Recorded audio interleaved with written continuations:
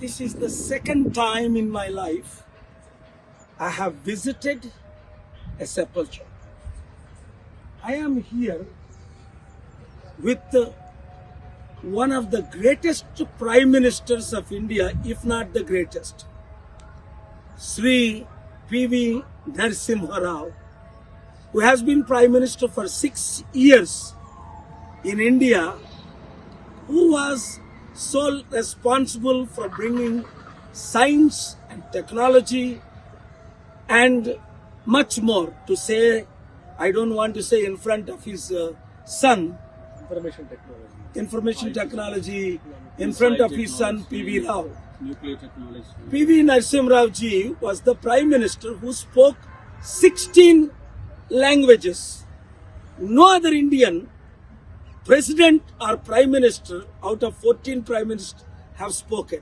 But do you know the shocking information?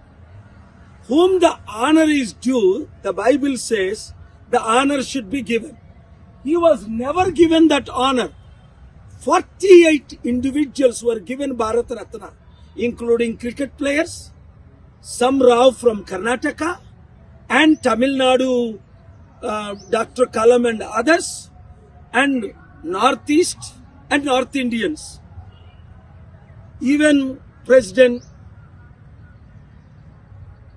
Pranab Mukherjee. Why not our Telugu Bidda of representing 15 crore people? Why not our South Indian diamond? తెలుగులో మాట్లాడుతున్నాను. Media మిత్రులారా, ఒక్కసారి మీరు ఆలోచించండి. PV Narasimharao గారి చరిత్ర మనందరికీ తెలుసు. మెంబర్ ఆఫ్ పార్లమెంట్ నుండి ప్రధానమంత్రి, 9వ ప్రధానమంత్రి వరకు ఆయన 16 లాంగ్వేజ్ల భాషలు, నేను 155 దేశాలు తిరిగాను, 16 భాషలు మాట్లాడలేను. 16 భాషలు అద్భుతంగా మాట్లాడిన టాలెంట్ మన దేశానికి సైన్స్ ఇన్ఫర్మేషన్ టెక్నాలజీ తేవడానికి ప్రధాన కారణం రాజీవ్ గాంధీ అంటారు.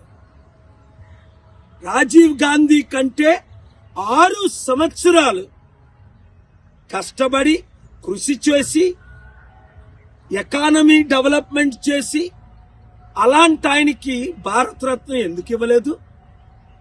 సౌత్ లో కర్ణాటక వాళ్ళకి ఇచ్చారు, అబ్దుల్ కలాం ప్లస్ ఇతరులు తమిళనాడు వాళ్ళకి ఇచ్చారు, ప్రణబ్ ముఖర్జీ వెస్ట్ బెంగాల్ వాళ్ళకి ఇచ్చారు, మరి నార్త్ ఇండియన్ కి అయితే లెక్కలేనంత మందికి ఇచ్చారు. ఎందుకు మన ప్రధానమంత్రికి భారతరత్న ఇవ్వలేదని ఏ ఒక్క ఎమ్మెల్యే అయినా, ఏ ఒక్క ఎంపీ అయినా ఇవ్వకపోతే రాజీనామా చేస్తామని ప్రశ్నించారా, మాట్లాడారా, నిలబడ్డారా? ఆయన గురించి నాకు ఒక ఢిల్లీ మిత్రుడు చెప్పారు, ఆయన పేరు చెప్పను, రావు గారు బ్రదర్, పెద్ద ఆయన్ని 20 సంవత్సరాల క్రిందట కలిశాను. పివి నరసింహరావు గారిని I was honoured to meet as prime minister in Delhi. నేను ఈరోజు ప్రార్థన చేస్తున్నాను.